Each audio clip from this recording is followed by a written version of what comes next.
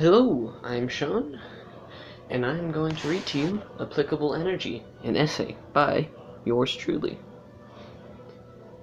Energy applies to many things: movement, lack of movement, chemical reactions, etc. It also relates to concepts, such as stability and change, and structure and function. But how can this apply to everyday life? There are many cross-cutting concepts, CCC, that we can show energy relates to, because cross-cutting concepts are used in everyday life.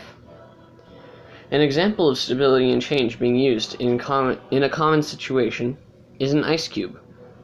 An absence of thermal energy can lead to change in the stability of water.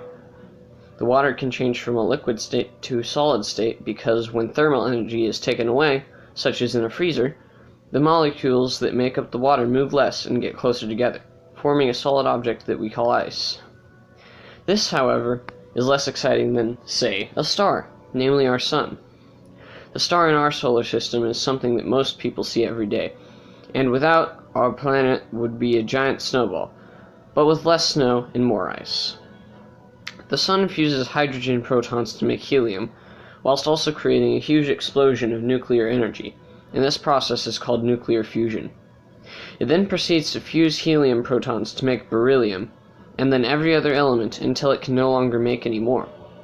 This process takes millions of years to happen, however, but once it does, the sun expands into a red giant, then shrinks into a white dwarf or red dwarf, depending on the star, and following that, due to a dearth of stability, implodes. Its stability changes until it is nothing but dust. Another CCC that relates to energy is structure and function. An electricity generator is built and functions similarly to the Gregorian calendar. Think of the day of the year as the armature, and movement of the armature as holidays passing by. Holidays occur throughout the year, and holidays cause people to celebrate, just as when the armature moves, electricity is produced. The structure of an electric generator is somewhat simple. It takes a copper disc connected to a shaft so it may be spun. Furthermore, a horseshoe magnet is placed in such a way that when the disc is turned, it passes through the middle of the top of the horseshoe magnet, which is shaped like the letter U. Wires are attached to both the end of the shaft and a metal brush that the disc would touch when turned, and thus as the disc is turned, electric energy by magnetism is generated. Electricity is used every day by millions of people across the globe, whether to make a cup of coffee, turn on a light bulb, or even just keep groceries fresh and prevent them from spoiling.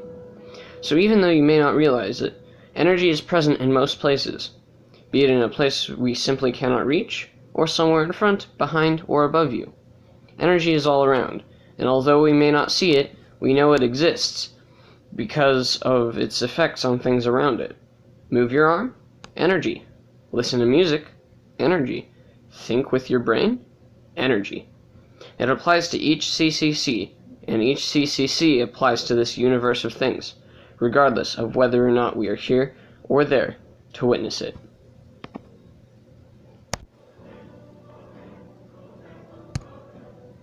Hello, I'm Sean, and I'm going to read to you Applicable Energy, an essay by yours truly.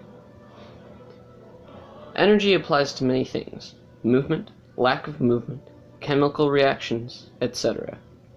It also relates to concepts, such as stability and change,